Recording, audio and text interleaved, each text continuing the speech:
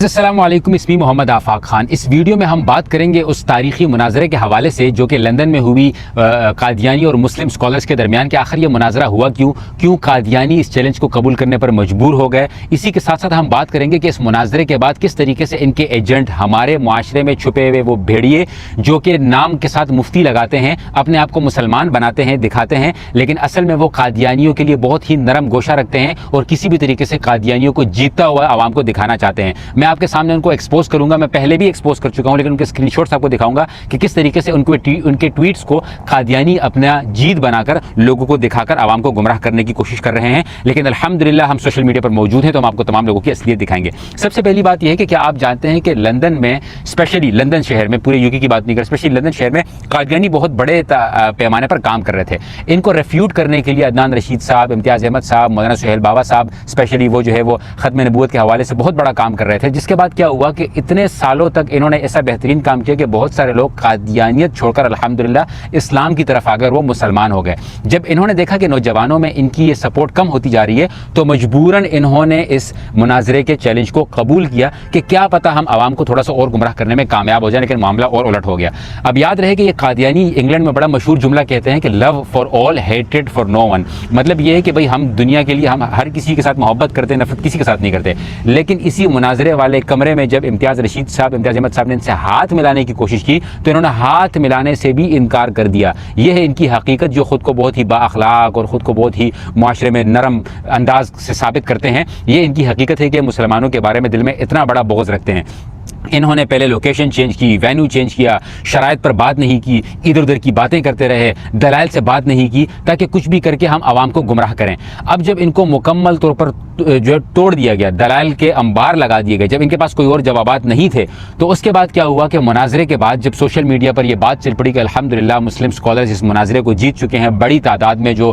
قادیانی تھے وہ دوبارہ سے اسلام قبول کر رہے ہیں، مسلمان بن رہے ہیں، تو انہوں نے سوچا کہ اب ہم کیا کریں۔ اس کے بعد کیا ہوا کہ انہوں نے سوشل میڈیا کا رخ کیا تو ایک نام ہے مفتی فضل ہمدرد، جو کہ میں آلریڈی آپ کو ان کے بارے میں آگاہ کر چکا تھا کہ آئی ڈونٹ نو یہ ان کی کس سوچ کے ساتھ یہ آتے ہیں۔ تو انہوں نے عجیب ٹویٹس کرنا شروع کر دیے کہ مثال کے طور پہ جو مسلمان سکولر تھے انہوں نے صلی اللہ علیہ وسلم پورا نہیں کہا اور صلی اللہ علیہ وسلم پڑھتے رہے، مطلب نہ کرنے والی باتیں، جس بات کا کوئی سر پیر نہیں ہو، بس ایک پروپیگنڈے کے لیے اس طرح کی باتیں کرتے رہے۔ اسی طریقے سے انہوں نے کہا کہ بھئی ہمارے علماء کو چاہیے تھا کہ اپنی ان کتابوں کا بھی دفاع کرتے جن کتابوں کے بارے میں قادیانی باتیں کر رہے تھے، حالانکہ جو شرائط ہوتی ہیں ڈیبیٹ کی ان سب کو پتہ ہوتا ہے کہ باقاعدہ شرائط ہوتی ہے کہ ہم اس کتاب پر بات کریں گے، ہم اس عنوان پر بات کریں گے۔ تو جب کوئی شرط سے دوسری طرف ڈیبیٹ میں چلا جاتا ہے اس کے اوپر بات نہیں کی جاتی، ڈسکشن نہیں کی جاتی، یہی ڈیبیٹ کے مناظرے کے اصول ہیں۔ لیکن لوگوں کے کیا پتہ، یہ تو نام کے ساتھ مفتی لگا دیتے ہیں۔ اب آپ یقین کیجئے کہ ان کے ٹویٹس کے اسکرین شاٹ لے کر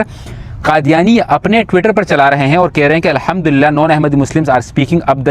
that we defeated the opponents, مطلب یہ چاہ رہے ہیں، یہ دکھانا یہ چاہ رہے ہیں کہ بھائی غیر قادیانی بھی، مطلب جو ظاہری اور مسلمان ہیں، یہ بھی یہ مان رہے ہیں کہ قادیانی اس ڈیبیٹ کو جیت چکے ہیں اور اس کے لیے یہ اپنے اس طرح کے لوگوں کا سپورٹ حاصل کر رہے ہیں جن کے بارے میں آپ کو آلریڈی بتا چکا ہوں کہ ان کی اصلیت اور حقیقت کیا ہے اور ان کو ہم ایکسپوز کر چکے ہیں۔ تو میرے دوستو انشاءاللہ میں اس کے اوپر ایک تفصیلی ویڈیو بناؤں گا کیونکہ ڈیبیٹ انگلش میں تھی، کئی گھنٹوں کی تھی، اس میں کیا کیا دلائل ہوئے اس کے بارے میں الحمدللہ میں لکھ رہا ہوں۔ مولانا سہیل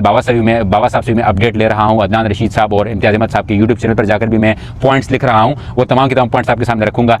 مولانا سہیل بابا صاحب نے باقاعدہ ایک تحریر اس کے اوپر شائع کی کہ ہم کس طریقے سے ڈیبیٹ کرتے ہیں، ڈیبیٹ کے شرائط کیا ہوتے ہیں، ڈیبیٹ کے اصول کیا ہوتے ہیں، کیوں ڈیبیٹ کرنی چاہیے، کیوں نہیں کرنی چاہیے، کب کرنی چاہیے، یہ تمام چیزیں میں آپ کے ساتھ شیئر کروں گا۔ لیکن اس ویڈیو کو شیئر کرنے کا مقصد صرف اور صرف یہ تھا کہ ہم کنگریچولیٹ کریں ہمارے علماء کرام کو کہ الحمدللہ وہ حق پر تھے اور حق کی جیت ہوئی اور ان کا پروپیگنڈا ایکسپوز ہوا پوری دنیا کے سامنے، اور اس مناظرے کو چیلنج کو قبول کرنے کے بعد ان کو اس سے بڑا نقصان ہوا ہے جتنا ان کو قبول نہ کرنے سے ہوتا۔ اور الحمدللہ ہماری زندگیوں میں ہم نے ایک اس طرح کی تاریخی ڈیبیٹ دیکھی، آل دو میڈیا پر اس کو اتنی پذیرائی حاصل نہیں ہو سکی، اور آپ جانتے ہیں کہ یہ قادیانی کہاں کس طرح سے مختلف پلیٹ فارمز پر کام کرتے ہیں، لیکن الحمدللہ اس کے باوجود ایک بہت ہی تاریخی مناظرہ ہوا۔ اف یو انڈرسٹینڈ انگلش، اگر آپ کو انگلش سمجھ آتی ہے تو میری آپ سے گزارش ہے کہ ان کے یوٹیوب چینل پر جائیں عدنان رشید صاحب کے، وہاں پہ آپ دیکھ لیجئے تو آپ کو بہت زیادہ چیزیں آپ کے ذہن میں کلیئر ہو جائیں گی۔ ادروائز انشاءاللہ آپ میرا ویٹ کیجئے، تھوڑا سا وقت ملے گا تو انشاءاللہ میں اس کے اوپر ایک تفصیلی ویڈیو بناؤں گا۔ تو بہت شکریہ مولانا سہیل بابا صاحب، ان کی ٹیم، عدنان رشید صاحب ان کی ٹیم، امتیاز احمد صاحب ان کی ٹیم اور تمام لوگوں کا جنہوں نے ان کو سپورٹ کیا اور ایک حق اور سچ سامنے پہنچایا۔ آپ سے گزارش ہے کہ جو اسکرین شاٹس میں نے لگائے تھے اسکرین پر،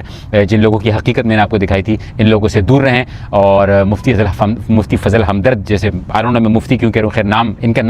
ان کے نام کو میں مفتی سمجھ لیتا ہوں، ان لوگوں سے اپنے آپ کو دور رکھیں تاکہ